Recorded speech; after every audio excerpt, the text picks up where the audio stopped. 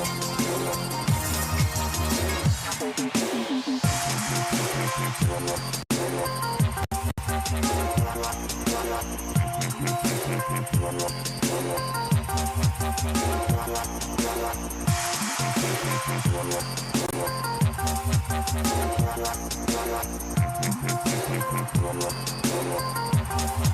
it going? Thad Brown here with you on the Endgame. It is Thursday, April the 16th. Hope you got your taxes filed.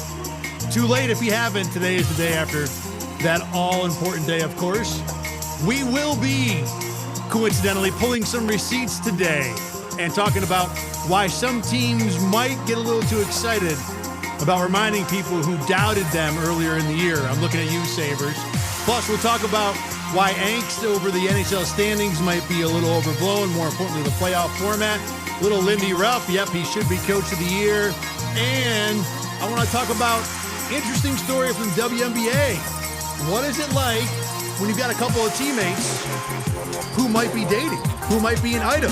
How does that fit into a team, and how does that fit in from a media point of view? We're going to hit all that and more today on the Endgame. Thanks very much for being with us today. As I alluded to, let's start with the Sabres, who are a big deal. Right now, it is obviously a little after 3 on a Thursday afternoon. Everybody in Western New York dying to find out when the Sabres are going to begin their playoff run. We know the game right now is Sunday, and by the time you listen to this, you'll probably have all the answers. But right now, there's a guessing game to find out what time Sunday. It seems like that the Celtics play at 1 o'clock, or it doesn't seem like that's a thing that's actually going to happen. Celtics play at 1, so the thinking is that there's no way the NHL would schedule the Sabres and the Bruins, the Boston Bruins, at the same time. But we'll see. And there's a number of network partners. There's Canadian networks. There's American networks. There's all kinds of things that go along with the key and the puzzle of putting together what's going to happen when it comes to the NHL playoff schedule. So everybody's trying to figure that out right now. But I want to talk about something that the Sabres did earlier this week, a couple days ago, yesterday actually, with when the team clinched their division title and made the playoffs. As we've talked about a lot this year, it was wildly surprising. This has been an incredible 4-month run for the Sabres, but nobody even saw it coming in early December. And has been talked about a lot. Anybody who's followed the NHL knows that the last 4 months of the year, the Sabres, at least for most of the first 3.5 months of that, were on a historic run. They have NHL records for like 25-game success spans, 30 games, whatever. What the Sabres did from early December to the end of March or so, mid-March, St. Patrick's Day, is one of the great runs in the history of pro hockey. And it's been talked about and lauded appropriately. Now, what the Sabres media team elected to do over the last couple of days is what they call pulling the receipts. And for anybody who doesn't know, essentially, if you tweet team A is not good, team player A is not good, and then they turn out to be good, teams who or players who repost those negative assessments of what was happening and then say, hi, I told you so, that's what's pulling the receipts on. So as you might imagine, the Sabres being in last place back on December 9th is something that got commented on by a number of Sabres fans and other people inside and outside of hockey. Now, look, as someone who is responsible for creating content on a regular basis, which most of us in this business are now, I do understand the motivation to come up with content ideas. And that if you're working for the Sabres in their media team and your job is to create content, this is an easy and logical and mostly fun way to do your job for the day, to come up with something that fans will enjoy. And for the most part, Sabres fans have done exactly that. The thing that I want to bring up about this is that it's really easy to say, I told you so, at the end of the game, the season, the series, whatever we're talking about. And if you're going to call out other people for incorrectly predicting or assessing what your team was, I think you need more than just to show up at the end and say, I told you so. In other words, this is something that happens all the time now. How many times do you see, especially in the NFL, you'll see that the team website or the team X feed on Monday will bring up a graphic of a pregame show where everybody who was on that pregame show or most of the people who were on that pregame show picked against that team. And say, how could they ever doubt us? Why would you ever think we would lose? And in some cases, it's because the team that they picked against was like a 2-touchdown underdog. In other words, some of these predictions, some of these assessments, when they're made at the time, aren't just haters, aren't just doubters. It's just logic. It's reasonable. And there was nothing that was more reasonable than people hating on the Sabres circa early December. The team had not made the playoffs for 14 consecutive years. They were in dead last, not only in the division, but in the conference. They appeared to have no hope of turning things around. So if you tweeted or posted, it looks like the Sabres are going to be bad again, this is never going to change, this team has no idea what they're doing, that wasn't being a hater. That wasn't, I guess it was an opinion, but it was heavily based on good factual evidence. So to turn around, if you're the Sabres, to turn around and say, or if you're a Sabres fan, to turn around and say, now, I told you so, look how stupid that was. It's very disingenuous. It's like saying, boy, I bet you didn't expect me to win the $1 million when I paid $1,000 for all those scratchers, right? You didn't think I'd ever hit that big jackpot playing the lottery. I mean, of course no one expected that. It's not likely. It's not logical. It's not the reasonable expectation. So I think we need a new rule when it comes to pulling receipts. I think if you want to pull receipts, you got to earn them yourself. In other words, if you're going to pull someone else's receipts, if you're going to say to someone, yep, see, told you so. Yep, look how dumb you were. I think you have to have your own receipt that says, I believe that this thing was going to happen before it did. You can't just do what the Sabres did this week and say, look at all the people who never believed in us. Because I guarantee if you gave those admins, those social media workers truth serum, and you took them back to December 9th, I bet they didn't have much belief in the Sabres then either.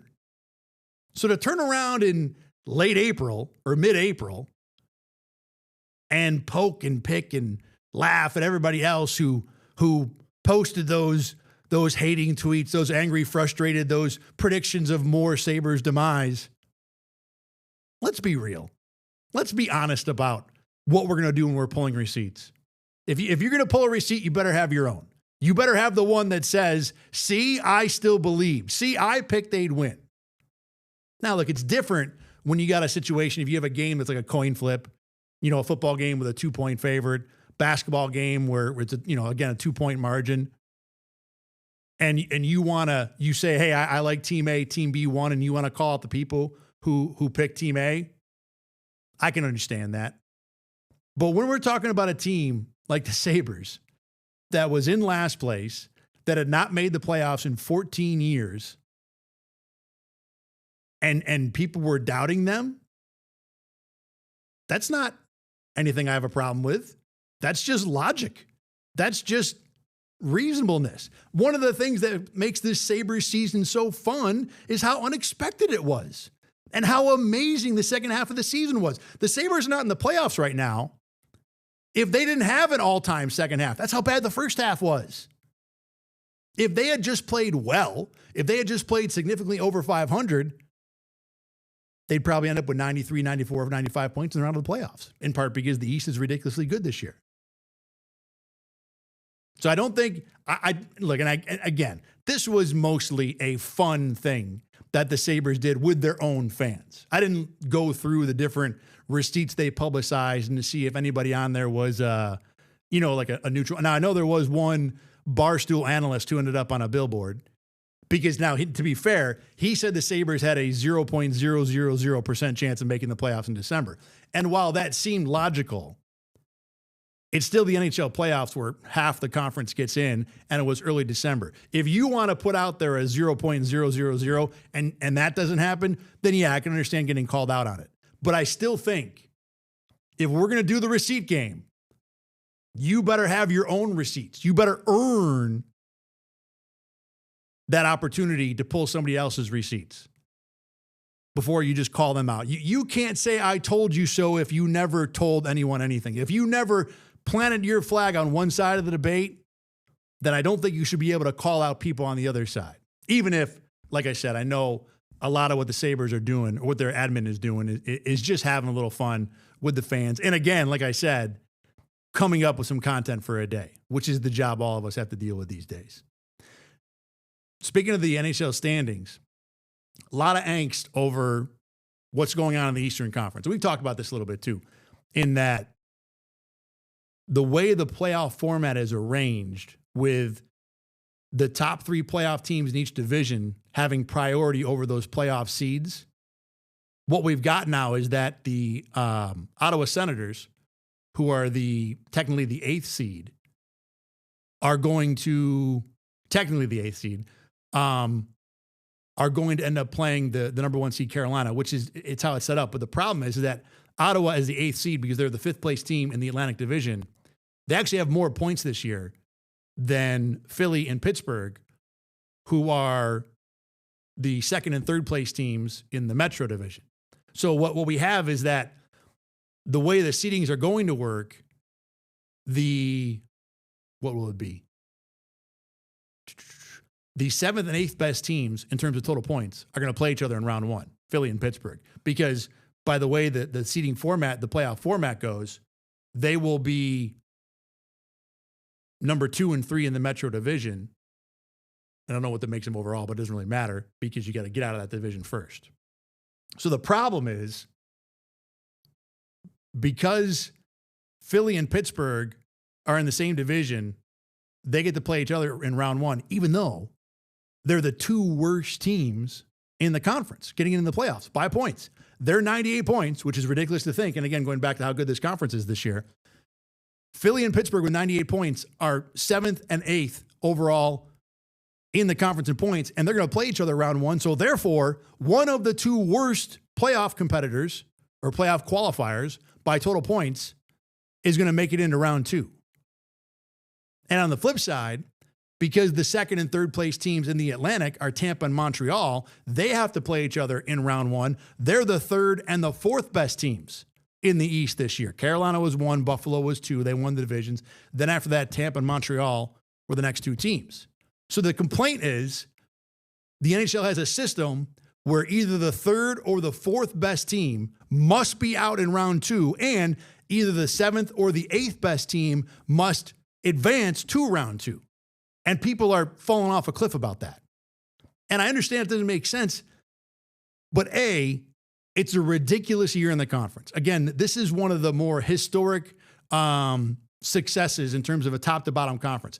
Toronto came within 2 points of becoming the first 15th place team in a conference to have 80 points this year. So the East is fantastic, and the Atlantic Division in particular, this is one of the 3 or 4 better years for an individual division. So this is an outlier. This is a one-off just in terms of the sheer strength of the division. But the other thing that I find a little bit head-scratching is that people are getting up in arms about Philly and Pittsburgh, again, as the 7th and 8th place team, having a guaranteed opportunity to advance. One of those 2 teams is guaranteed to move on. Again, they have 98 points. They're 1 point behind Ottawa, who is going to be the official 8 seed because they're the 5th place team in the Atlantic Division. The margins are so small this year, I don't think it's worth getting up in arms over who got seeded where. The idea that there's some travesty going on because Philly and Pittsburgh get to play each other with 1 less point than Ottawa, I don't think makes sense. It's not worth getting upset about. Now, look, I do understand the idea that Tampa and Montreal with 106 points each have to play each other round 1. That's a bad break.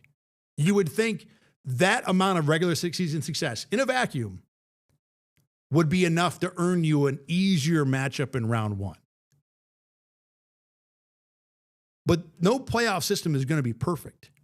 And we talked about this before. The people complaining about that particular matchup who want that matchup to happen in round two, well, why are we so bent out of shape? Because we're getting that matchup in the first round and not the second round. Why? Like, what's the big deal? It's not like you're rearranging the Stanley Cup final. This is round one and round two. Yes, is it unfair that Tampa and Montreal have to play each other in the first round? Sure.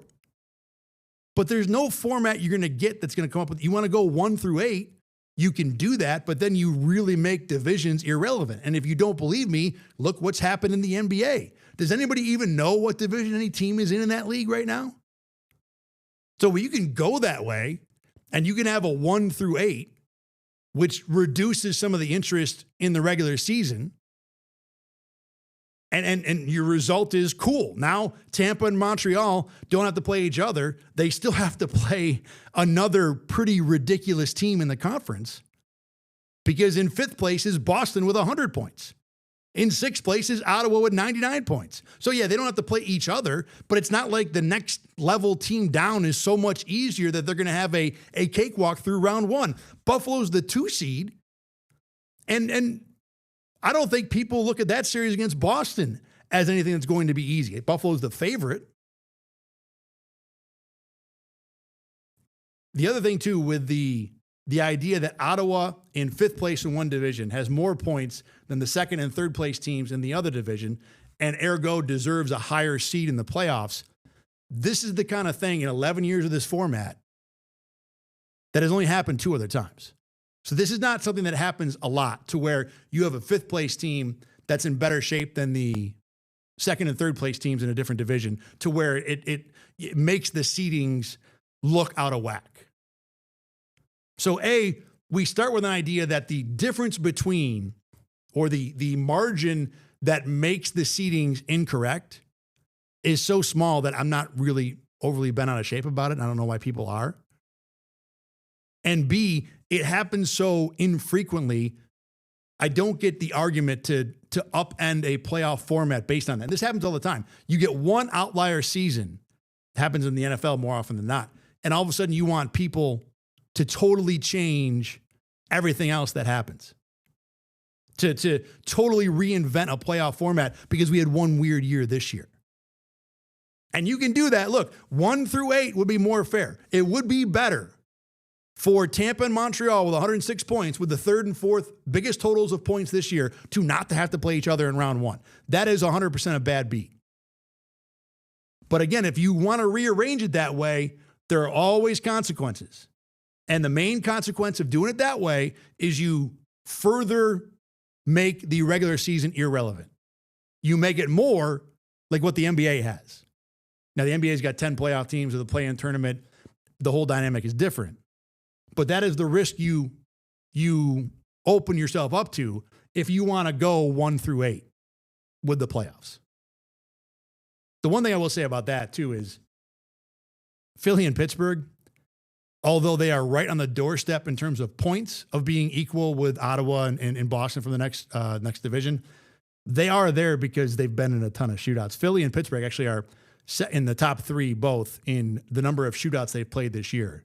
So there's a lot of loser points in there. I think it's Pittsburgh that has 27 regulation wins. They almost have half as many wins after regulation as they do in regulation. So there's no doubt that Pittsburgh in particular, their points total and their ticket to the playoffs has been augmented by a point system that has its own criticisms.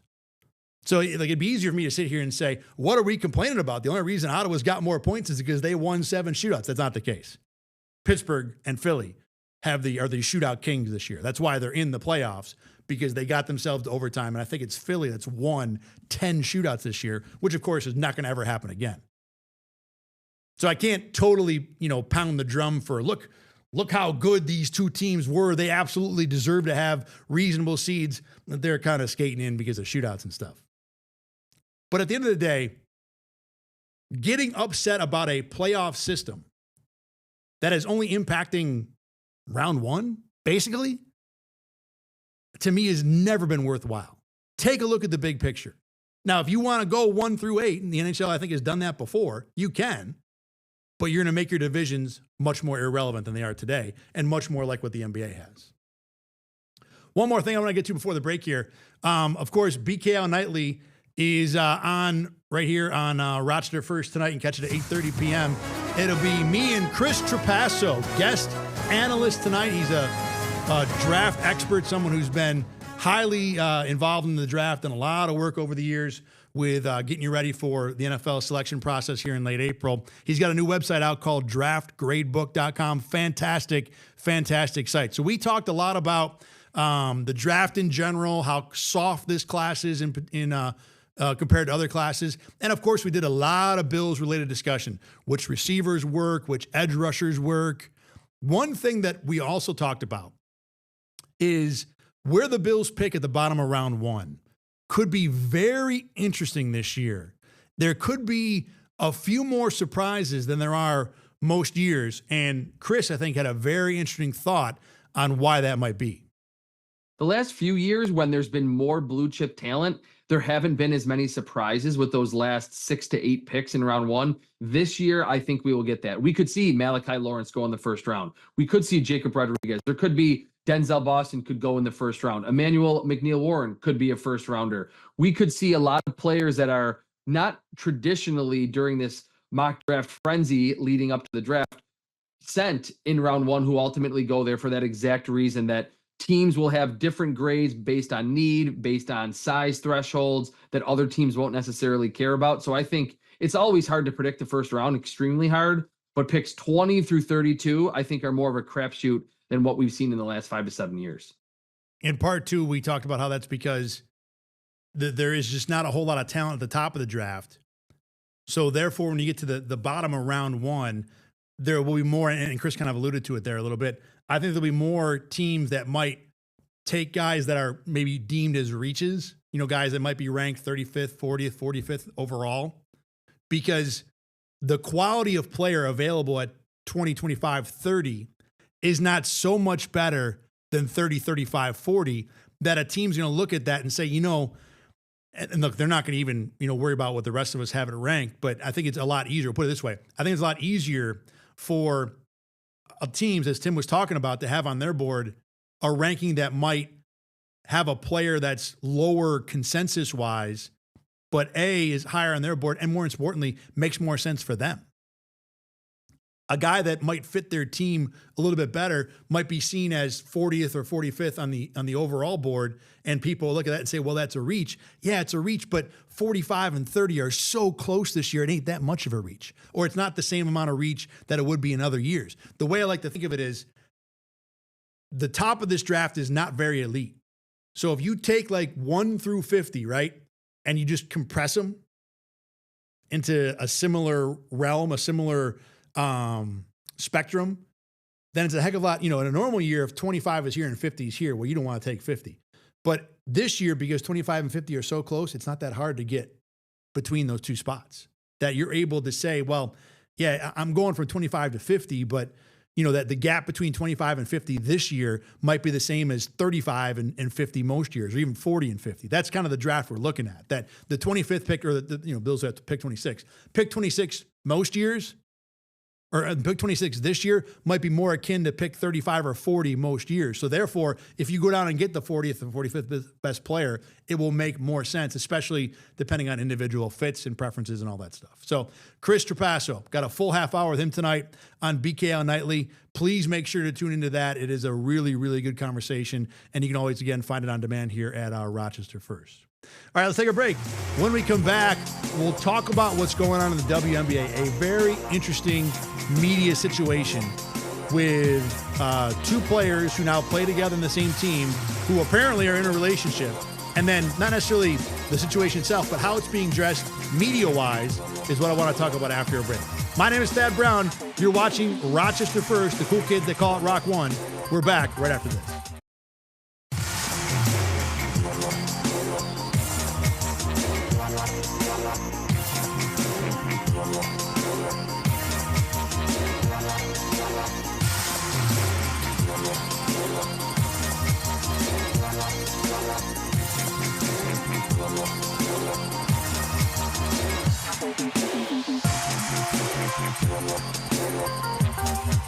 Thad Brown back with you here on the Endgame on a Thursday. Looks like Sabres Bruins is going to be 7 o'clock. Again, I know a good chance that you at home watching this right now might be watching this at a time where we already know when the Sabres or Bruins are going to play, but right now it's kind of fun to speculate. Either way, Sabres are definitely opening their playoff run on Sunday. Game 2, I guess, would probably be Tuesday. That would be the logical conclusion. But one of the things that's going on is that the Celtics are in the playoffs also, and they play Sunday at 1, which is why most people think the Sabres will not be Sunday at 1, Sabres and Bruins. And then the Celtics, I guess, play again on Tuesday. So will the Sabres and Bruins be on Tuesday, or will maybe that game be on Wednesday so the NHL can avoid a conflict? Waiting to find that out. We assume it'll be sometime in the next couple of days. A lot of complaints about how long it's taken the NHL to get this playoff schedule together. And I think this should be a reminder that there are so many factors that go into this in terms of what networks want.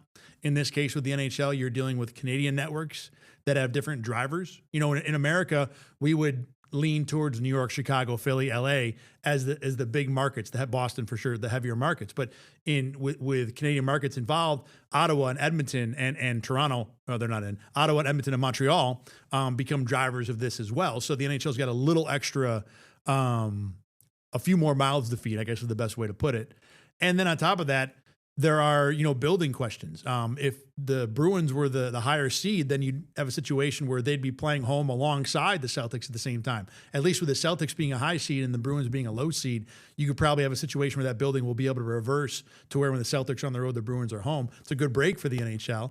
But the Tampa Bay Lightning, who are home, have a concert this weekend on Saturday or Sunday, I think one of the 2 days. So that's a day that they cannot host. So there are a lot of moving parts that go into stuff like this. That said, you would think the NHL would have their ducks in a row a little bit better. It's not like these playoff seeds just came out hours ago. The Sabres clinched the division on Monday. And I know that it was still possible that any of Buffalo, Tampa, and Montreal would be 1, 2, and 3 on Monday. We're on Thursday right now. And it feels like the NHL is still working this out. I mean, you could look at, okay, here are the 3 buildings we could have. When do we have dates available? I think that there are questions that could have been answered before today. But here we are still waiting on Thursday. Now, look, either way, this will be figured out. It's just that in the interim, it doesn't cast the nicest light on the NHL and where they should be or where you would think they would be in terms of competence as a league. But let's move to another topic that is quickly gaining some steam around social media. And this is with the WNBA. The Dallas Wings are the team in particular here. And what the story is Dallas just drafted AZ Fudd from UConn.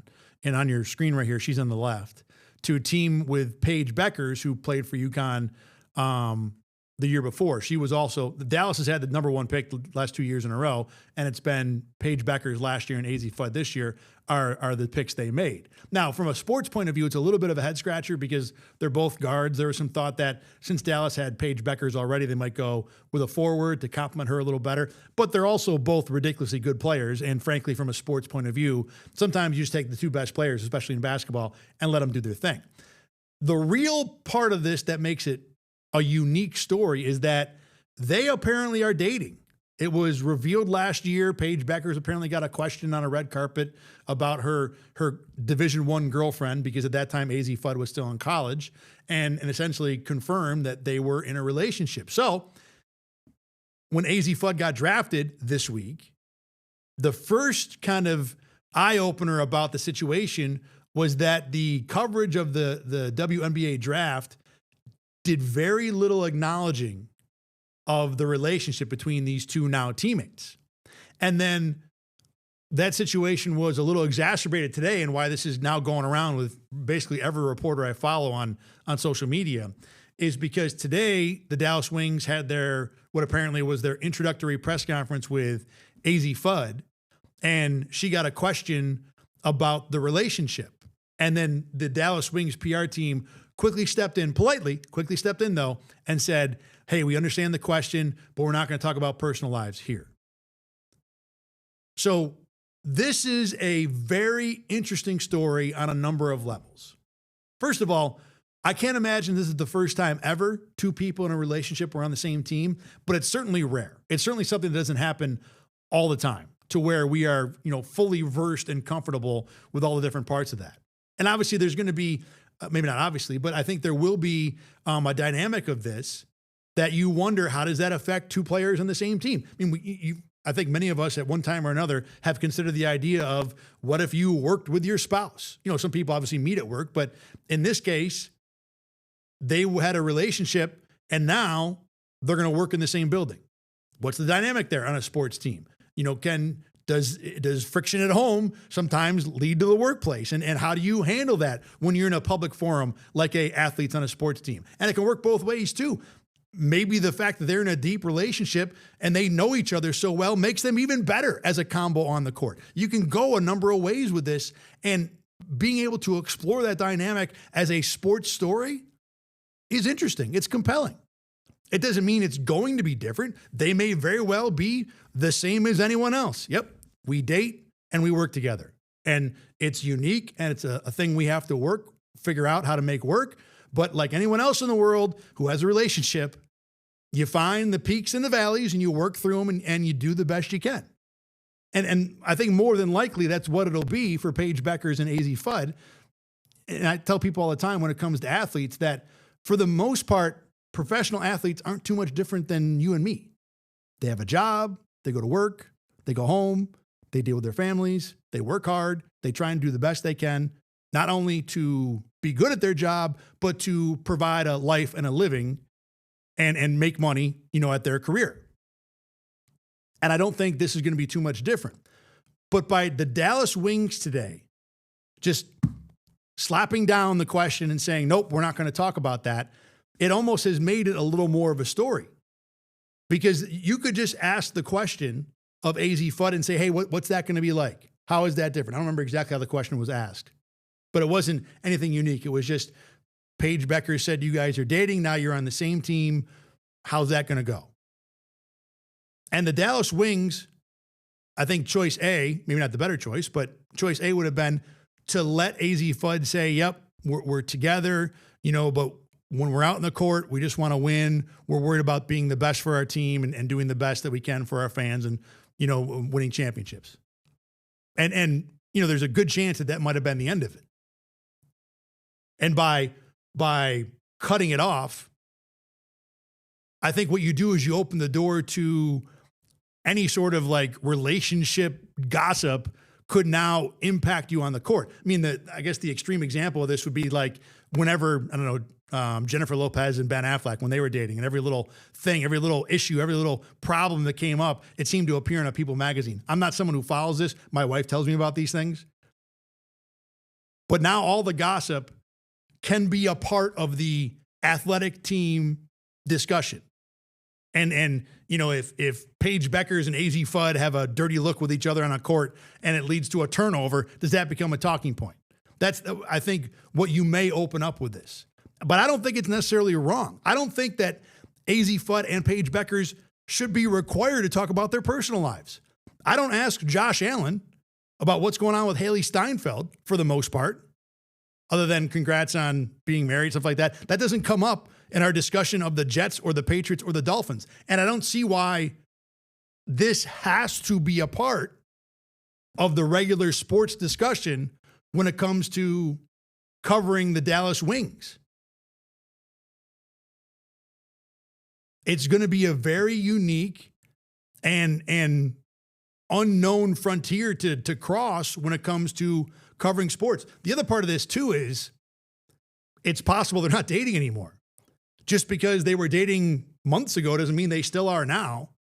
And for AZ Fudd to have to address a breakup in her, hey, you just got drafted number 1 overall, how cool is this press conference, doesn't make a lot of sense. So separate of, do they want to talk about it? Is it fair if they talk about it? Was the PR team right to cut the question off?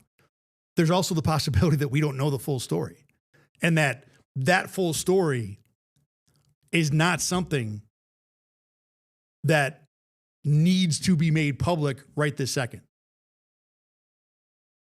So I'm not saying there's a right or wrong here.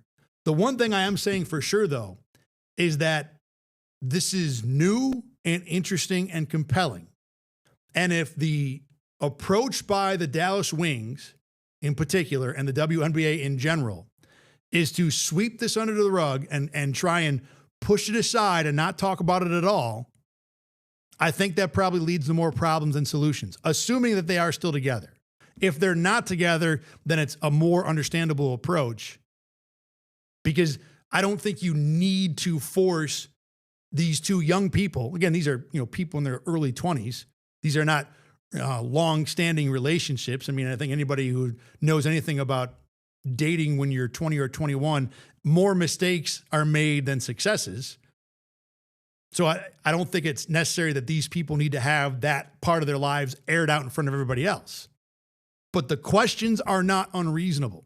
And the question that was asked of AZ Fudd today is a very reasonable and appropriate question.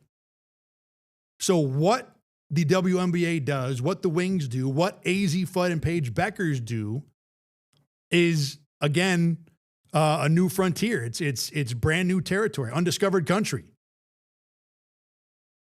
And I don't think there's a media playbook that necessarily is better or worse. I think in general, you're always better off getting something out there and addressed as soon as possible. Because the faster you address something, usually the faster it goes away. It's a process. You talk about it, people react to it, maybe people ask you about it again, you talk about it again, but eventually the cycle wears itself out. And the only way to get to the end of that is to get to the beginning of that as fast as possible. So I think in general, the better call would be for them to address it in some way. And again, you don't have to give us details. The answer could have easily been, yep, we're together. We're excited about playing on the same team. When we're out here on the court, all we care about is winning and putting the team first. And that's how it's always going to be. Very reasonable answer. And I don't think people would think twice about it. And sure, there might be more questions asked depending on how the season goes. And that's a spot where, as a reporter, you would want to build a relationship and a rapport to try and be able to ask those more personal questions and maybe, find out more about what that dynamic is like.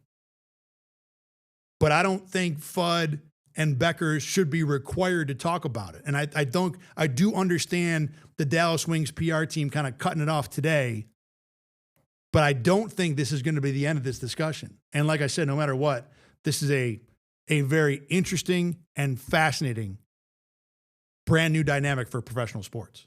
And for those of us in this business, it's a story. It's a story that's worth talking about. It's something that's going to have people talking. So it's our job in the media to try and gain information about that and not dig into people's personal lives. Although the line between both these two is going to be very blurry, and it's going to be on journalists to navigate that the proper way. But this is certainly something that will be interesting to people who are fans of the Dallas Wings and the WNBA. So it is not going to be unreasonable for questions to be asked. We'll see how these two answer them going forward. One more Sabres that I want to hit to here. So Lindy Ruff is up for the Jack Adams Award, and that is the Coach of the Year in the NHL. And there's actually some debate about whether or not Lindy Ruff should win that award. And I'm kind of surprised that we're even here. Look, what the Sabres have done this year, like I said earlier, is one of the more unbelievable, surprising turnarounds in not only hockey history, but sports history. I mean, again, they were dead last 30 games into the year and almost finished first in their conference. It's incredible. It's an incredible story. So how the coach of that team is not a shoo-in to be Coach of the Year is beyond me. This should be an easy one. And it's not like the Sabres have had year after year of success to where the outlier is the first 30 games. The outlier with this team is what's happened since early December. What's happened since they were in last place. That's the crazy part. You look at the other guys who are in contention for this, who are among the top candidates. John Cooper is the one that gets mentioned a lot. The NHL recently did a poll of voters, and Lindy Ruff won that poll. But second place was John Cooper from the Tampa Lightning, who, of course, have had a great year. I mean, 106 points. They were one win worse than the Sabres. So if you want to go top to bottom coaching job, without looking at any context, just looking at this season, what John Cooper did and what Lindy Ruff did are pretty similar. So the idea that John Cooper is in the discussion is a part of the discussion with Lindy Ruff makes sense. But Tampa has had at least 98 points the last 4 years. This is a team that is steeped in recent success. They've won cups. They've had high finishes in the regular season. They've had 100-point seasons very recently. This isn't the same team, same history for sure as the Sabres, who walked into this year with a 14-year playoff drought. And as much as the coach of the year generally is what bad team surprised you the most, and it's probably unfair that the good coaches of the good teams almost can't win coach of the year, right? Like if you're, Joe Brady is a bad example, but if you are Mike McDonald, who just won a Super Bowl with the Seahawks, right? There's no way he wins coach of the year next year, unless they go 17-0 and win every game by 30 points. The standard for those coaches is ridiculously high. Whereas, Aaron Glenn from the Jets, who won 3 games last year, if they go 9-8, he might win coach of the year, even if his team is still wildly inferior to not only Seattle, but half the teams in the NFL. And that's generally how most coach of the year awards go. So this year in the NHL, the Sabres coming off a 14-year playoff drought and forget about how they made the playoffs. If they had just made the playoffs, Lindy Ruff is going to be a top candidate for this job, whether he actually did a good job or not. I mean, if the Eastern Conference was totally different this year, where you got in with 89 points and everybody was bad, and the Sabres kind of shootouted their way and overtime their way into some loser points and made the playoffs that way, Lindy Ruff is still going to be a top candidate for coach of the year, even if the job he's done might be still wildly inferior to a team or finish first. But that's not what happened. The Sabres dominated the second half of the season. The Sabres since December 9th, without actually diving in and looking at the total points, I imagine they've got to be close to first. I know a month ago they were first. The Sabres have to be one of the 1 or 2 or 3 best teams in the NHL since December 9th. And to be fair, coach of the year is not about coach of the portion of the year since December 9th. It's about coach of the year. Regardless, the Sabres Lindy Ruff taking this team that again looked dead as a doornail in early December, and not only taking them to the playoffs, but taking them to the playoffs as a division winner in a 2 seed is an incredible piece of work.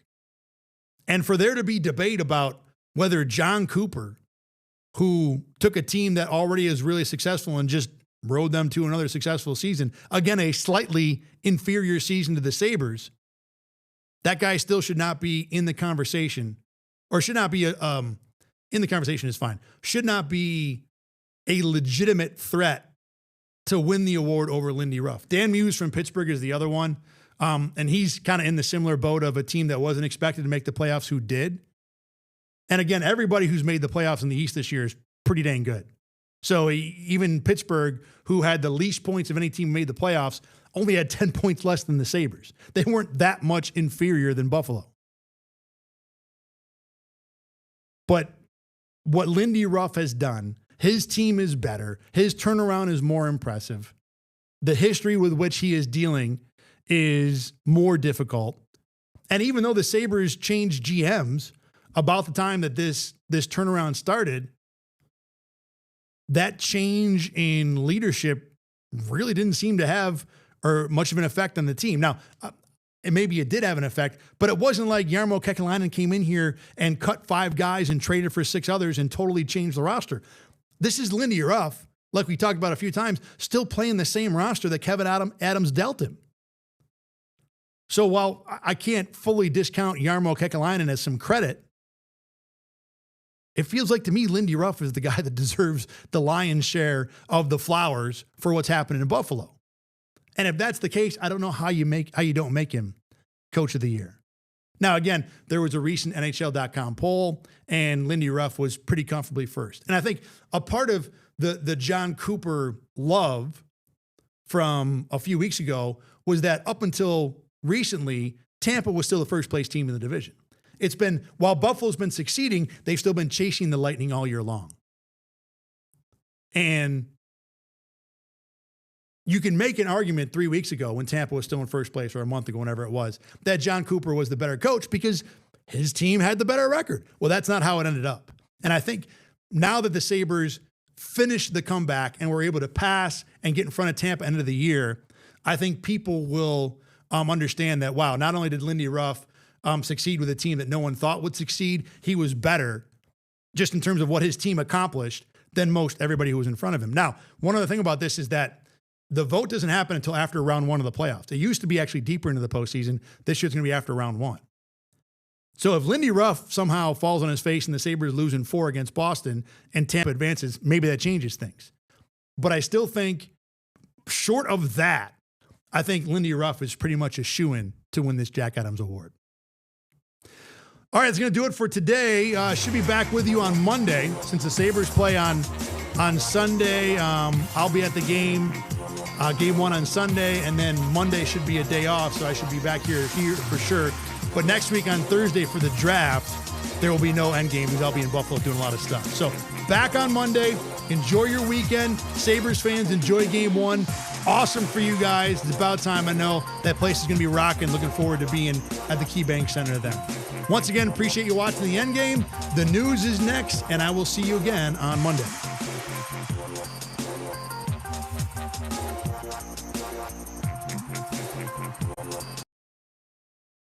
Get the Rochester First streaming app today for everything you love from News 8 On Demand, plus exclusive shows you won't see anywhere else. Search ROC and download for free on Roku, Amazon Fire, and Apple TV.